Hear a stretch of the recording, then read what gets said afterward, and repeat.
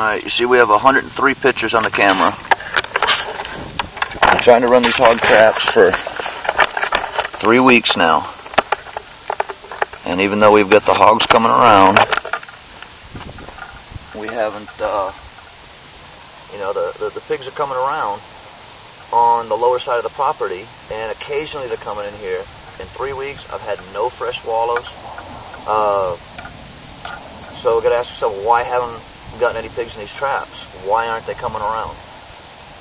Matt in California suggested, this is a very good reason, that by coming down here every day, I'm leaving scent all around my trap. That's a very good reason. If I was out in Uvalde or Rock Springs hunting, I would definitely think that would be a problem. However, I'm only maybe 10-15 miles out of San Antonio, and these hogs are coming right into people's front yards. They're running the woods and everything, and it's all being developed, and they're coming right into people's front yards. And they are rooting up flower beds and whatnot, and I'm talking right at the bottom of people's steps. So I don't believe the scent's so much of a problem. You saw there was 103 pictures on that game camera sitting right next to my trap, and that's just from a matter of 6 feet, 5 feet.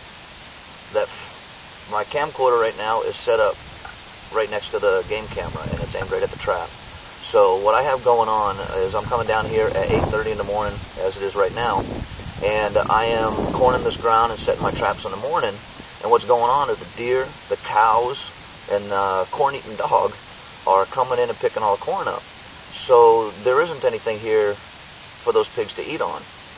And I think what I'm going to do here is I'm going to stop putting the corn down. I'm going to stop setting these traps for a little bit. And I'm going to wait until I see some wallows pop back up, because these hogs around here, they are on a cycle of going through every couple of weeks. And right now, one of my biggest problems, they're eating acorns. And if they've got acorns in all the woods around, they're not going to go running after corn, travel out of their way for that. So they're on this big feeding cycle where they come through every few weeks. And I do know this because, this isn't the first time I've been on this property. I haven't trapped out here for maybe 6 or 8 months. And back when I was, a little bit after this, this is January right now.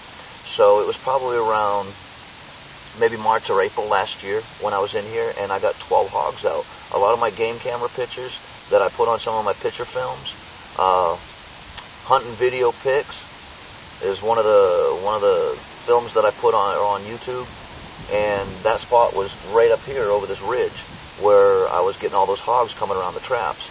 These animals have come in through all the hunters' defenses out in West Texas already, and they've come in close to the city, so they know what these traps are. They know to stay away from them, and the ones that were actually born here are traveling with their parents and whatnot, and they know not to come near the traps. So what I have right here on the ground in front of me, and you can't see it from the camera, is a big wallow that has now been filled in with dirt from the raccoons and stuff coming around and digging. So I think I'm going to set these traps, I'm going to close them all, and turn them off for about a week or so, and save myself some time coming in here in the morning. And yeah, Gracie, this is the corn-eating dog. Say hi, Gracie. This is the corn-eating dog. She's a pain, but she hasn't sprung any traps anyway. Owner's dog. So I'm gonna turn all the traps off, and we'll get in here and maybe do a couple of night hunts, maybe some night vision hunts, and we'll see what happens with that. 3 weeks back, like I've said before, I shot one pig actually 5 feet over right here. And that could be a problem too, because that leaves blood on the ground, and it has not really rained, and there is that blood scent down here. Some people think that's a problem, that a hog won't come around where another hog's been killed. Call me an idiot, but I don't believe in that. I hunt out in Uvalde, and in a weekend, I can have 3 or 4 different hogs lay down in the same spot, literally on top of another kill's blood. So I don't buy that deal. It may make them a bit skittish, and it may keep some away, but not all.